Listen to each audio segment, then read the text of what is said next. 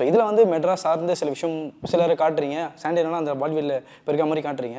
இதில் நீங்கள் எவ்வளோ பக்குவப்பட்டீங்க? இந்த சீன் நம்ம தெளிவாக பண்ணுன்ற எவ்வளோ பக்குவப்பட்டீங்க அதை பற்றி? நான் எப்பயுமே அதில் ரொம்ப கான்சியஸாக இருப்பேன் ப்ரோ. ஏன்னா நான் சந்தோஷத்தை மட்டும்தான் காமிப்பேன். இப்போ அங்கே உள்ள சந்தோஷத்தை மட்டும் காமிப்பேன். இப்போ நீங்கள் ரியோ கதை எடுத்துக்கிட்டிங்கன்னா அங்கே உள்ள வாழ்வியலில் மற்றவங்க வந்து அரசியல் சார்ந்தோ இல்லை வந்து எஜுகேஷன் இங்கேருந்து ஸ்டார்ட் பண்ணுறது சார்ந்தோ, அதாவது எப்படின்னா இப்போ உங்களுக்கு ஃபார் எக்ஸாம்பிள் சொல்லணுன்னா வந்து ஒரு ஸ்கூலில் ஒரு ஜென்ரலாக ஒரு உள்ளே போகுது ஒரு க்ரௌட் இருக்குது அப்படின்னா ஒரு சவுண்ட் கேட்குது அப்படின்னா ஃபிஷ் மார்க்கெட் மாதிரி கற்றுவோன்னு சொல்லுவோம். சார் ஃபிஷ் மார்க்கெட்டில் கத்துனா தான் வியாபாரம் நடக்கும். சார் அங்கேயே அரசியல் ஸ்டார்ட் ஆகுது. உங்களுக்கு புரியுது? அப்போ ஃபிஷ் மார்க்கெட்னாலே அங்கே என்னன்னா ஐயோ ஸ்மெல் அடிக்கும், கத்துவாங்க, பிடிக்காது. அங்கேயே ஒரு விஷயத்த உங்களுக்கு இதாகுதுல்ல.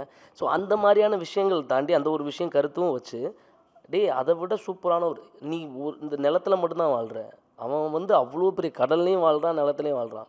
அங்கே நீங்கள் உள்ளே போயிட்டீங்கன்னா ஒரு நாள் நீங்கள் தெரியுமான்னு தெரில, ஒரு ஒரு ஒரு தங்கல்னு சொல்லுவாங்க. தங்கல்னா 12 நாள் வேலைக்கு போவாங்க, 12 நாள் உள்ளே இருப்பாங்க சின்ன போட்லேயே.